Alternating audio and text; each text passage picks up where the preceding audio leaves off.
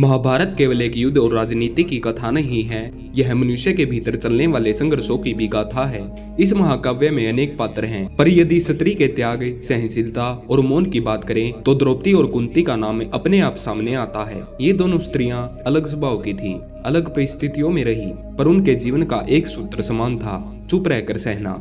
उनकी चुप्पी कमजोरी नहीं थी, बल्कि वह त्याग था जो परिवार, समाज और धर्म की मर्यादा के लिए किया गया। कुंती का जीवन त्याग से आरंभ होता है। युवावस्था में एक भूल, एक वरदान का प्रयोग और उससे उत्पन्न हुआ कर्ण। कुंती ने अपने हृदय के टुक को लोक लज्जा के भय से त्याग दिया। उस क्षण उसकी चुप्पी ने एक माँ के हृदय को जीवन भर के लिए घायल कर दिया। वह कर्ण को पहचानती थी, पर उसे अपनाने का साहस नहीं कर सकी।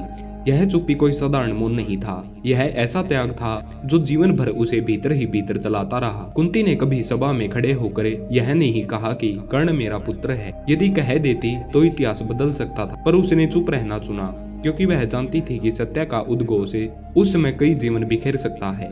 कुंती जब पांडवों की माता बनी तब भी उसका जीवन संघर्षों से भरा रहा। पति पांडु का वियोग, वनवास, पुत्रों का पालन पोषण, हर कदम पर उसने अपने दुखों को छिपाया। वह कभी अपने कष्टों को लेकर रोई नहीं, कभी अपने अधिकारों की मांग नहीं की। उसकी चुप्पी ने ही पांडवों को धैर्य और सहनशीलता दिखाई। एक माँ के रूप में उसने पुत्रों को दिखाया कि शक्ति केवल शस्त्र में नहीं, संयम में भी होती है। दूसरी ओर द्रौपदी का जीवन अपमान और अग्नि परीक्षा का जीवन था। वह अग्नि से जन्मी थी, पर उसका जीवन आंसुओं से भरा रहा। स्वयंवर से लेकर द्रौपदी को हर कदम पर अपमान सहना पड़ा। जुए में हारकर जब उसे सभा में लाया गया तब वह चीखी नहीं। उसने प्रश्न पूछे, धर्म का स्मरण कराया, पर अंत में वह भी मौन में चली गई। उस सभा में उसकी चुप्पी केवल लज्जा नहीं थी, वह उस समाज पर लगाया गया सबसे बड़ा प्रश्न थी। द्रौपदी यदि उस समय मौन न रहती, यदि वह क्रोध में सब कुछ तोड़ देती, तो शायद युद्ध उस क्षण शुरू हो जाता, पर उसने सहना चुना। उसका मौन पांडवों के भीतर ज्वाला बनकर जलता रहा, जो समय आने पर न्याय की मांग बन गया।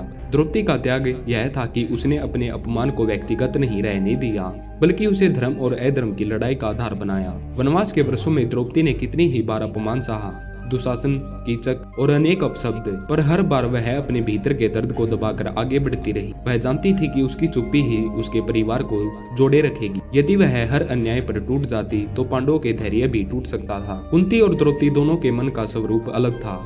कुंती की चुप्पी अपराध बोध से भरी थी, जबकि द्रौपदी की चुप्पी न्याय की प्रतीक्षा थी।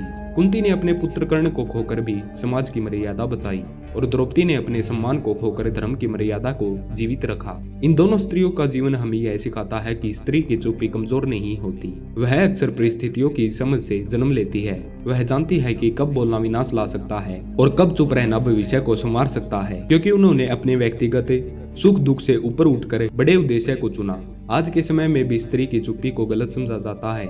लोग उसे सहमति मान लेते हैं, डर मान लेते हैं, पर महाभारत की ये स्त्रियां बताती हैं कि चुप्पी के भीतर भी शक्ति होती है। वह शक्ति जो समय आने पर पूरे इतिहास की दिशा बदल देती है। कुंती आखिर तक अपने मन का बोझ ढोती रही। युद्ध के बाद जब उसने कर्ण को सत्य बताया तब भी वह हारी नहीं, तब भी वह रोई नहीं, शिकायत नहीं की।